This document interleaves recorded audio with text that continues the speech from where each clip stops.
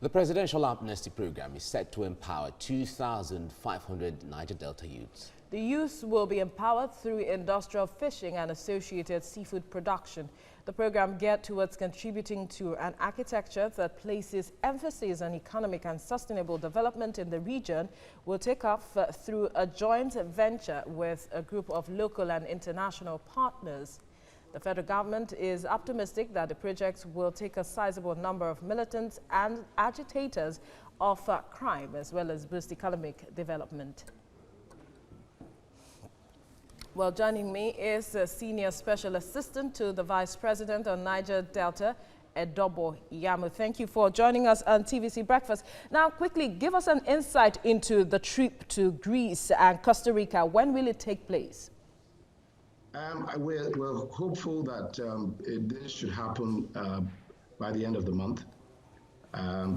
Just putting all the necessary arrangements together. So any time for about the end of the month, that's what we're looking at. Now, tell us about this project by the government. How many youths is it set to employ? Okay, just a brief correction. At the end of next month, I meant to say. Right. Okay, now to answer your question, I think we're looking at between 2,000 and 2,500, I'm told, ex-agitators will be engaged by this program. Many people perceive that the Amnesty program is a conduit pipe that draws public funds. Could you clear that or, correct that impression in the minds of people?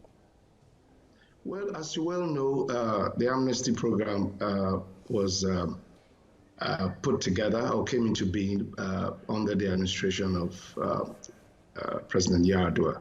And it was meant to address a very serious issue at the time. We had issues of, people, destruction of pipeline and all manner of agitations. And it came in to address that issue at the time. And a lot of the youths were engaged under that program. Now, the program is in phases. I'm sure some of us would know. We're at the phase now where the militants or the ex-agitators, I beg your pardon, are being reintegrated. And one of the ways that is going to be done is to, train and empower these youths. So rather than just train them and leave them, they are being empowered and given certificates that they can use anywhere in the world. And that's the whole idea of this program that has come up. Youths are being trained and issued with certificates that they can use, EU certificates that they can use anywhere in the world. But I think it is also important to give a bit of background to what is happening. All right, before you give a bit of background to that, a lot of persons are wondering why the choice of fishing, looking at the environmental issues the region is challenged with. Thank you very much for this question. As you well know, the federal government has introduced what is known as the new vision to the Niger Delta. And the new vision essentially is to change the narrative of underdevelopment of abandoned projects. So the whole idea is to bring developments to region. And today you find an agency of government, in this case the Presidential Amnesty Office, partnering with the private sector, which is consistent with the new vision. The new vision, by the way, is a forthright partnership between the federal government, state government, private sector, and the local communities. So we have a situation now where an agency of government, in this case Concept Armadillos, is partnering with the government, the federal government, using the agency of the Presidential Amnesty Office.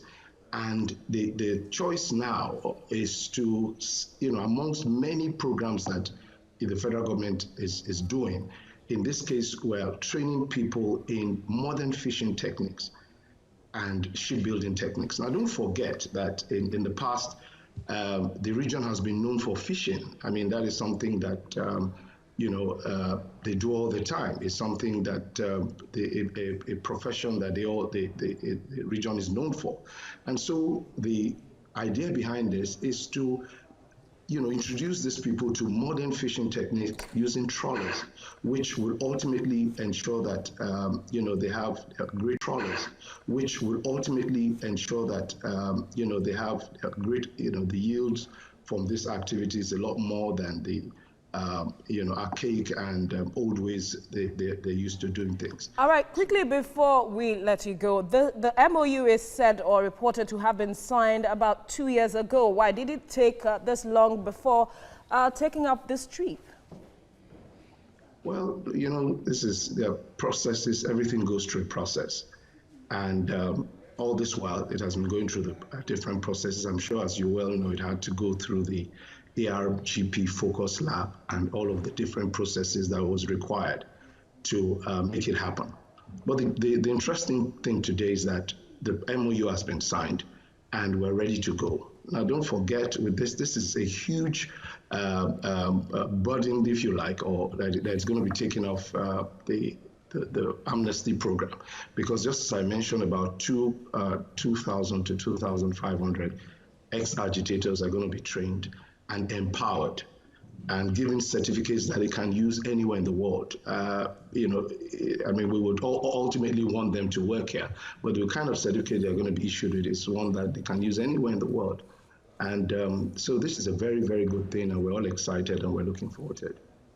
All right, quickly before we let you go, how confident are you that this program will contribute to the success so far said to have been achieved by the Amnesty program? Because there were some agitation that the program be overhauled. Well, I think that right now what we're seeing is a very good thing. The present current advisor is doing a very great job with this program. But as you well know, there are other programs that this government is also doing. Today, in line with the understanding reached in 2016 and 2017 by the president during his tour of the region, we agreed that we're going to do a number of things in the Niger Delta. And today you have the Maritime University, which is fully operational. We have the modular refineries, which is to address the issue of proliferation of refineries. We have the Ogoni cleanup and a lot of programs that the government is doing in the region today, a lot of developmental projects that the government is doing in the region today. All right, I'm afraid we have to leave it at this point. Thank you so much for speaking with us, Senior Special Assistant to the Vice President on Amnesty Matters.